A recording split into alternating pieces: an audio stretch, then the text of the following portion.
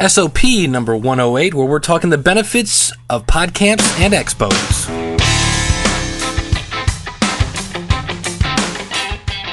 It's the School of Podcasting's morning announcements. Here's Dave Jackson.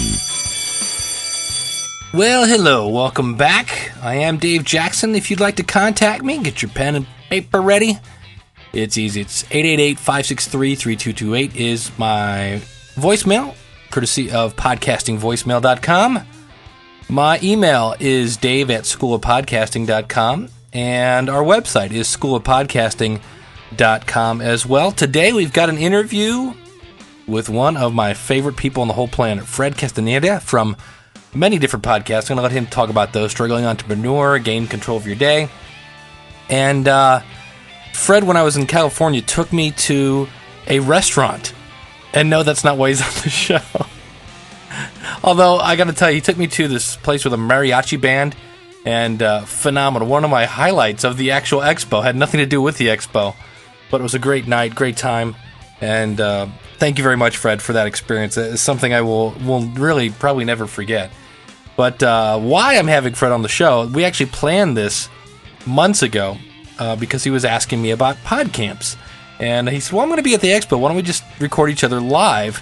So this is actually done at the expo with Fred's Zoom H2. And I got to tell you, I love this thing. I've got an H4, and the only thing I can think of, the H4 has the built-in plugs, the XLR jacks, where the mic, if you want to use an external mic for the Zoom H2, it's an 1/8" jack. But this thing sounds pretty cool. So what I've done with this file that Fred sent me from the H2, I ran it through the levelator. That's it. Other than that, it's just the raw file. So here is my interview with Fred, and we're talking about Podcamps versus the Expo. And on the show today, we're going to be talking about Podcamps. And I was talking with a friend of mine who is sitting here at the table here. And we're recording this, by the way, on his Zoom H2. And he's on one side of the table, and I'm on the other side. And we're just kind of ever so slightly bending down and talking into the microphone. So you'll probably hear a little bit of background noise, maybe not. But I got to tell you, this is pretty cool. A little piece of, so you're getting a review and an interview all at the same time. But it's Fred Castaneda. Got it. Close enough? There we go. And he has a couple podcasts. One is strugglingentrepreneur.com, and the other one is gaincontrolofyourday.com. You should see his press kit. It's very impressive. I'm looking at it now. It's got a CD in it. It's full color, explaining all the value proposition. The value propositions. So he's got his press release in here. Very cool stuff. So and the one page here that shows what the Struggling Entrepreneur is with its rating made it into number 2 in Google, right? There you go. Very cool. Well, tell us a little bit about those podcasts before we get into Podcamp. Yeah, as you know, a year ago I started a podcast for passion and enjoyment. It was really a hobby. I did the Howard Hughes bit, using that to learn how to do podcasting. I wanted to do it from the bolts and nuts, gut view. In my corporate environment, I was a systems engineer, so I always want to learn how to do things command line. I mean, I eat command line for breakfast. I don't want tools. So I did a podcast from the ground up with my bare hands, all the way through, called Arriba, Folklorico Music and Dance of Mexico. And I came to the Podcast Expo last year, so I said, at that time, now I know where I want to go. I talked to Paul Colligan, a pundit in the industry, and he kind of steered me the right way. I said, okay, I'm going to do a premium podcast, I'm going to charge for it, and I'm going to do it on the course. So I started a podcast, and the original intent was Gain Control of Your Day is a podcast that allows people who are basically 4 audiences: entrepreneurs, small business owners, podcasters, online or internet marketers. And if they need to get over the feeling of being overwhelmed, and they want to be able to do more in less time with better quality and reduce stress, then this was the course for them. And by the way, this is a free podcast, but I call it a companion podcast, like what T. Morris did in his Podcasting for Dummies. Mm-hmm. This drives them then to a seminar, a 12-month, 25-episode seminar with webcasts and podcasts and PDF files. And I'm going to use Personi to do the group summaries that you do, what I call e-coaching, and then a 1/2 hour one-to-one coaching. Over 12 months, basically, because you got so many episodes, and every 3 weeks you have to give them something, but they have to practice it in those 3 weeks. Then I decided and said to myself, you got to build an audience and get traffic there. So I created this podcast called The Struggling Entrepreneur, which basically is stories about interviews and other things to help those people either thinking about starting a business or in their business or just become entrepreneurs, and they're struggling. Where do I go? What resources? How do I get financing? And what are the lessons learned from other people? How did they get over it? Where can I learn from them? And also resources, a list of resources that can make them successful. And this is actually doing much better than the other one, mainly because it's a catchy title. It just happened to do one day. I got up in the middle of the night, the old, what we call the aha experience at 3 o'clock in the morning. I go, you know what?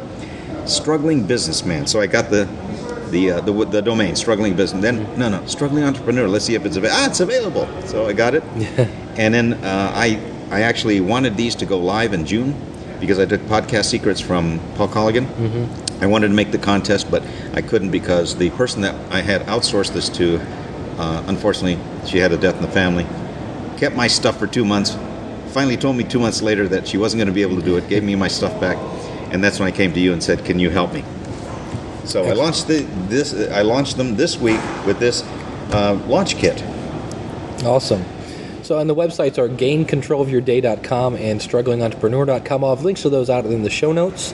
And as I got to know Fred, one of the things he asked is, well, Podcamp this and Podcamp that. And I said, I've never been to a Podcamp. I should have gone to the one in Pittsburgh, and I didn't go. I wanted to go to the one in New York, and I had a conflict. And he said, oh, you got to go to a Podcamp. And I'm like, well, tell me about Podcamps. So tell me about Podcamps. Okay, I learned about Podcamps from Jason Van Orden back in 2006 when he went to the first one held in Boston. He said, oh, I finally met Lisa Barnes and all these other personalities were there. I said, okay.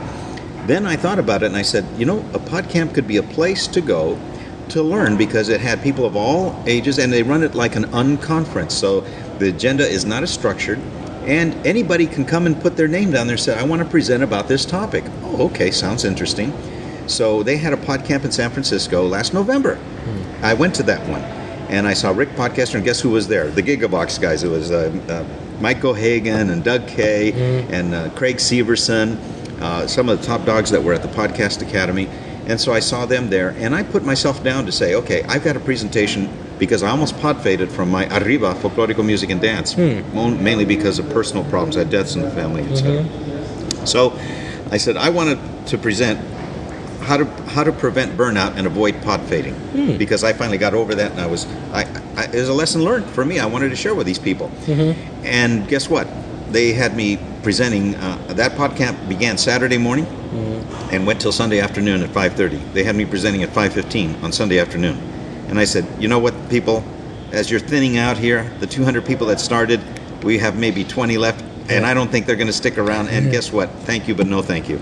So I did not present. But I saw what a Podcamp was like, unstructured.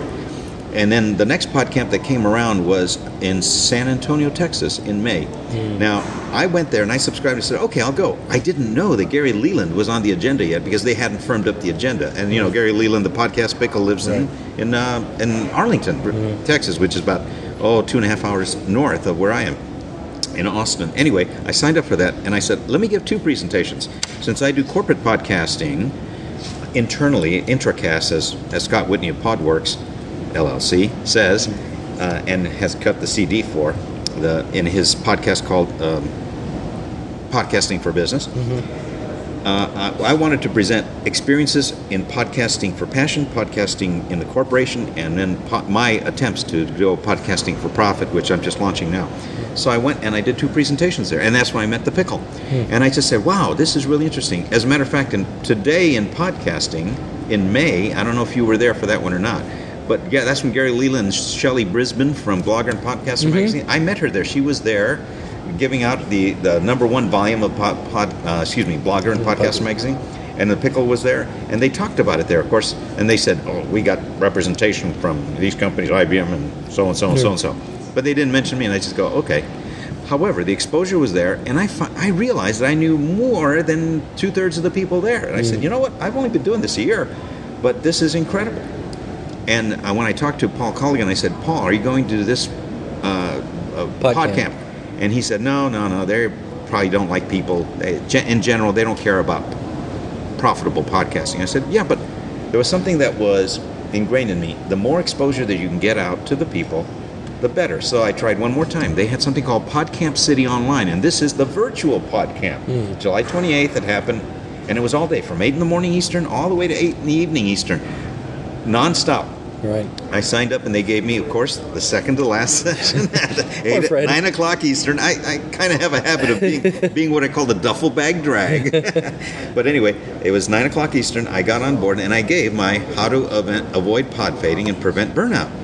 It went over well. Everybody loved it. And they said, these are good things to think about. And they had a webcast type of environment where people can actually speak, and you can take questions. They can see your slides. So it was a virtual podcast, and I liked it. I said, you know what? The exposure here is great. And then when I had the opportunity to participate in another Podcamp, it was going to be Podcamp Midwest, Rob Walsh, in Kansas City, got postponed. So the next Podcamp is going to be Podcamp Arizona. Well, it was here, but I was at Podcast Academy 2 days ago, so I couldn't participate there. And I would have loved to, because Rob Walsh would have been there. Yeah. Victor Cajal from Typical Mac User Podcast was there. So I would have participated, but I'm now getting myself ready to go to Blog World in November. And guess what's taking place 2 days before, or the week before that, on the weekend in Arizona, in Phoenix. It's Podcamp Arizona. And I'm going to be giving my typical how to avoid burnout and prevent pod fading. Because the worst thing that can happen is you get your exposure. And guess what? Everybody else said, wow. And you know what the key message was? How do you prevent pod fading and avoid burnout? I was going to ask you that question. Well, you have to get over the feeling of being overwhelmed, which again leads to how can I take advantage of it, they ask. And that's why one of the 4 audiences that I'm gain control of your day is targeted for is the podcaster. Sure. And these are some of the folks that have said, come on, I'm waiting for the course now. When is it going to be available and how much? Because I haven't disclosed the price or even the availability of the course. Because as you know, we've been stalled for a couple of things. It's coming. It's coming. It's coming, and it's coming pretty soon. And I've disclosed the price. It's going to be $99 for the initial show special, and that'll quickly go up to $249 by the end of the month in October. But that's how I got into the Podcamps. And now I'm a firm believer that if you want to get exposure, you don't go and preach what Paul Colligan is preaching, which is profitable podcasting. He has a different agenda, different evangelism of what he's doing. But for you in the School of Podcasting, this would be wonderful. Why? You're dealing with people who are coming, and it's not even Podcasting 101. In many cases, not even Computers 101. They're coming in there saying, I want to know more about this podcasting thing. And if they knew that they had a school they could subscribe to, you would get a lot of people right away. And it's not a place for you to go and promote your stuff, but just say, here's a topic of general interest to you, a topic that you can promote, like how to subscribe to iTunes or something that's local. It doesn't matter. But pick a topic that you have that these newbies into podcasting would love to hear about, and then at the end say, oh, by the way, I have yet another topic, and this is the hidden agenda. I have a School of Podcasting. For those of you who are just starting, they will drool, and then they will just say, oh, I got more questions. I'm sorry, my time is up. I know your questions, but I'll be around. You'll be flooded with people saying, I want to know more about the School of Podcasting, and how is it? And then you give them the 1-day trial. Really, I can just try it for 1 day and go and look? Yes. And after the 1 day, they'll be sold. So, that's where I see Podcamps as being useful for the newbie who wants to get there, or for the experienced season where you have something to offer them, like I do, about pod fading, because I went through it. It's my experiences on how do you recognize the symptoms of pod fading. When is it that you're going to be ready to pod fade? You don't know it. What do I do about it? Okay, that's what I gave in something like 18 slides, and from my own personal experience. It went over very well. So after having that experience, not San Antonio. And there's one other thing too. If you can get somebody, if you're bilingual, as I am, San Antonio, the major language is what? Spanish. They said, hey, we're having a podcamp in San Antonio. None of us speak Spanish. And if we do, we don't speak it very well. Fred, do you think you could do a bumper? Can you do a promo podcast for us? So guess what I did? I created a 3-minute podcast. Took me 20 minutes to do so in Spanish. Put my little music of La Bamba as the intro and outro. It went over very well, and people loved it. As a matter of fact, Victor Callao used that in his immigration tales to introduce me. So Podcamp, whether it's online or Podcamps in person, can be a good way to get your exposure out there. And because you've got something that audience wants, which is education, training. How many people are at these? Is it 10? Is it 20? Is it 30? Is it 100? Is it... When I went to the Podcamp in San Francisco, there were 200 people that started it. Wow. And over the course of the 2 days, people kept going in and out, so it thinned out to about maybe 40 people when I left. And I left at about 3 o'clock in the afternoon. I was going to stick around because, San Francisco, I wanted to get out of the city. And I was staying in San Jose, that's why. And there's a lot of traffic going down there. Right. When I went to Podcamps San Antonio, they had 65 people. In a big, huge, nice area. It was well done. You can hear Gary Leland's thing on Today in Podcasting. He liked the facility. And most of the people stayed for it was one day, the entire day. Podcamp online, they had something like 85 people throughout the entire day. And there were some heavy-hit podcasters. There were some light podcasters, but interested. That's one of those things where people go, well, there are only 60 people. But if you put 60 people in a room that are looking at you, that's a presence. And now what Podcamps are doing after San Antonio, they're streaming it. Yeah. So other people in Europe and Asia were getting that information. But the real value comes in when people said, hey, I heard you on Podcamp City Online. So now your reach is not just the people who are there, but the viral element, word of mouth spreads and say, hey, did you check out, I went to the School of Podcasting. I went this, and this. Now, is this your first or second time to the Expo? I was here last year. Okay. How does a Podcamp, what's the differences? Is there pros and cons of either? Or Yes. Okay. The Expo here is more of a professionally run money-making venture, obviously for people who are in events. The Podcamp runs as a free-wielding, free spirit, unstructured area, and they want to have breakout sessions. They want to run it as an unconference, no charge. The nice part here you've got to get permission. You've got to submit, through a rigorous process. If you want to present, you got to be cleared. Over there, anybody can present. So you can just say, I would like to pitch this topic. You put your name up there in a wiki. It goes up there, and then very quickly they will tell you, okay, here's the time slot that you got if you want to pitch. And sometimes you like it, and sometimes sometimes you like it, sometimes you don't. And I got the very end a couple times, but I'm pretty sure that if I would have been there at Rob Walsh's Midwest Super Conference, which should have taken place in July 21st, should have taken place, but it got rescheduled. Now he told me that they rescheduled it.